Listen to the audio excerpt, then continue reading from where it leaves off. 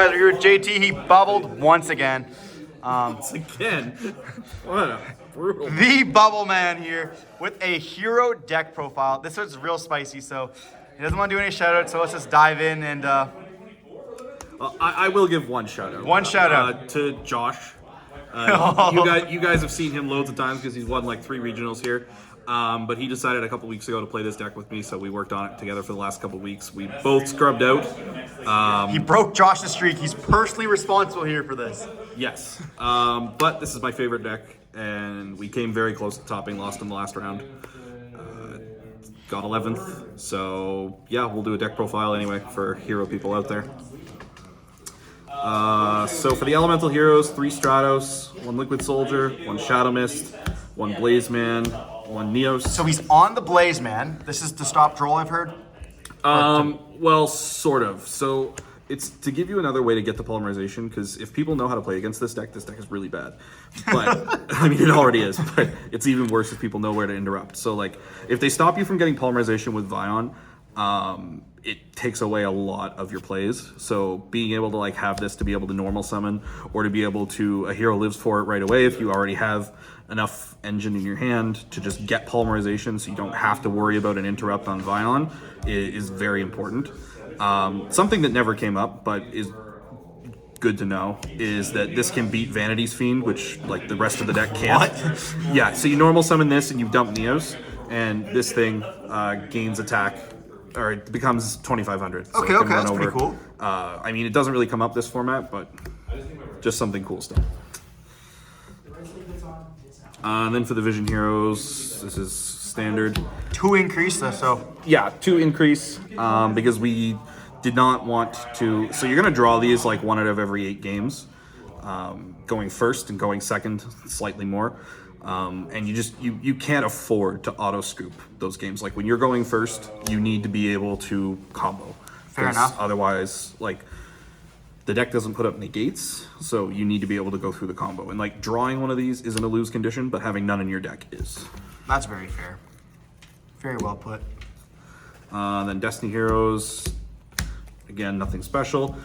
This is your main win condition, just ending on this. It's crazy right now for Chimera. Chimera is like was the most represented deck in this room. It's good against Chimera. It's good against Cash, obviously. And for our side plan, we actually still went for this going second against Pearly. Even if they were playing Anima, the key was to either force them to have it, or a lot of their deck gets shut down. But even if they do, it puts a monster on their board so that a lot of the stuff that they're normally siding against you going second, like Evenly and Lightning Storm, maybe Imperm, if they draw it after going first, that they can't use it with this on the board. So we still left this in going second, and it also forced them to go into main phase against us to be able to use their spells, like to get this off the board, so that way Droll would be much more impactful. We like that. We like that. So that was our side plan. Really nice, nice thought process there. Polymerization, Miracle Fusion, Fusion Destiny. It's all standard. Just 1 Polymerization and 1 Miracle Fusion, just because you can reset them off Wonder Driver. We didn't want to brick on them. 2 E-Calls and a Rhoda. 3 Hero Lives. Is that pretty standard now? I feel like it kind of is. Yeah, I mean, you might see the numbers on these fluctuate, but just with the math on a good number of starters. A lot of times, games 2 and 3, sometimes Rhoda, but a lot of the time we are citing him E-Calls because Droll is so popular. Rhoda's just this like, deck is like bad against Troll, so that makes sense. Yeah, like Rhoda is left in just because it can search Vion, which, like, while Vion by itself is not full combo, it's at least a good starter to get you going. But this, like, you always need another card to pair with it. So using this into Droll is very bad. And with the Hero Lives, depending on the rest of my hand, a lot of the times I was going for Stratos into Shadow Mist instead of anything else, specifically to play around Droll with Baguska in the extra deck. There was a lot of times today that I would go Hero Lives for Stratos, get Shadow Mist, and then they Droll me, and then I just make Baguska, and getting the Shadow Mist is important because you can detach it to get follow-up the following turn. Pretty cool. Dark Angel! And then Favorite Contact, search off of Infernal Rage. So for non-engine, we played 9.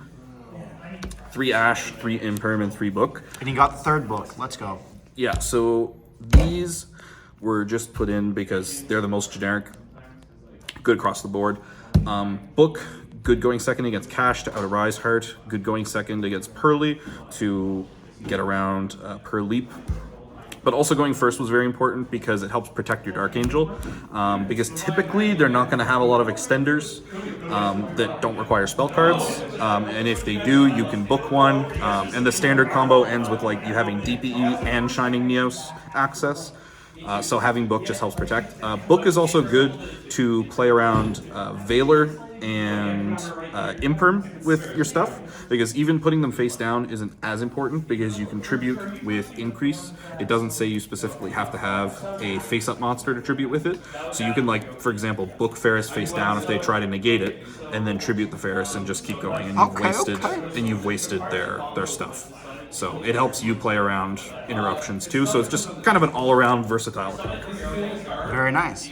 And I assume this is an average 40?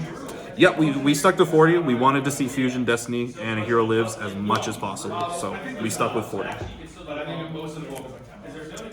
For the extra deck, played DPE, Shining Neos, Absolute Zero, Wake Up, Infernal Rage, Sunrise.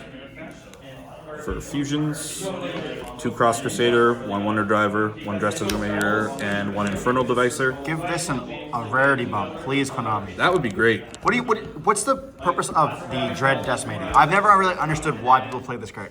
Yeah, so it's good for pushing through damage, but a big thing with this deck that is not obvious at first is that you actually kind of have a hard time getting over big monsters in defense mode. Like against Labyrinth specifically, for example, like Silver Lady, they're the 2900 defense. Like DPE is good at beating stuff that's an attack because it lowers their attack points, but oftentimes your extra deck monsters are all 2500 that you're typically summoning first turn. So this just gives you a little bit of an extra boost. And boosting up Shining Neos can be important in order to deliver game shots sometimes. So it's just to push through damage. Very nice. 1 Wonder Driver, because even though you go through it in the start of the combo, like you're oftentimes not getting into enough of a grind game to be able to take advantage of a second one. And worst case scenario, you can sometimes loop your extra deck with Favorite Contact, depending on how you play it. So it's possible to be able to reuse it. And then, of course, Baguska, play around Droll. And we played Super Poly, so we chose these 3 as our targets. They were for very specific matchups. So this was just for Branded and the Chimera deck. Garura was for most other things that you'd want to side Super Poly in against that just play the same type and attribute. Like Labyrinth, for example. And this was specifically for Dragon Link. So we were back and forth on playing this or Starving Venom. And we figured that for the decks that Starving Venom was going to be good against, Garura would cover those. And we specifically wanted this for the Dragon Link matchup because Dragon Link is a very, very bad matchup because of Bestials. So we need to have something that's a big threat and also an interrupt. Kind of funny that it can revive Dread Decimator if it gets to the graveyard. That's cool. So you can get that from your grave. But just to give that little bit of an extra boost to the Dragon Link matchup, which is already a pretty poor matchup, that was our thought process with that. Fair enough. So for the side deck, Droll, Crazy card. crazy against most things. Nib did not drop this once. Book of Eclipse, good for Pearly and good against Cash. And also good in similar ways to book on your own turn, being able to book like your Stratos or your Ferris to make sure it goes through. Spell trap removal and Super Polys. Very nice, very nice. Anything you would change here? At the moment, honestly, no idea. I'm really not sure. And what's your hardest matchup this format, and why is it Unchained? I'm kidding. It is Unchained. That deck is a 5% win rate versus this. So. What's the best matchup? Like, would you recommend picking up this deck or no? I mean, it depends on your goal, right? Like, we did not play this deck because this was the best deck. Like, we played this deck because this is my favorite deck, and because Josh is the GOAT, he played the same deck as me. And we worked on this together. So, that, like, I think it's a fun deck, and I would recommend it if you're looking to play something fun, but if you're looking to go to a YCS and win, probably not. One thing that I'll comment on, because people in the chat will probably notice, is that there's no Dark Law in this. So we did not play Dark Law because the only way that you're getting to Dark Law is if you do the full combo. And sometimes doing that prevents, like, you need to get the Stratos off of Wake Up in order to search the Dark Angels. And you want a Dark Angel every time because that's your main win condition. Dark Law is just not strong enough anymore, believe it or not. Like, it dies to Bestials, dies to a lot of the monsters that come out, like cash monsters, and you have to play the one mass change and use an extra deck slot to run it.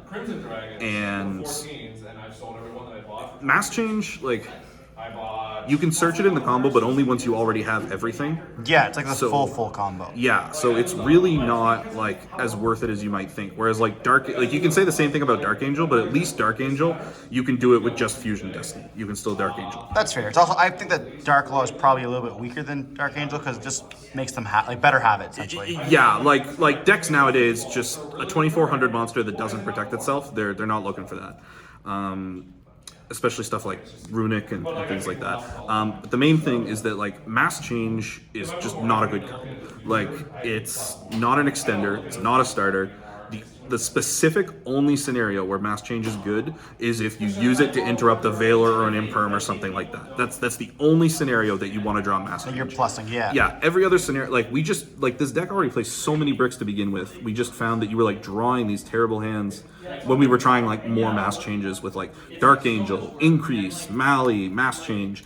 Like, it just doesn't pair well with a whole bunch of other cards.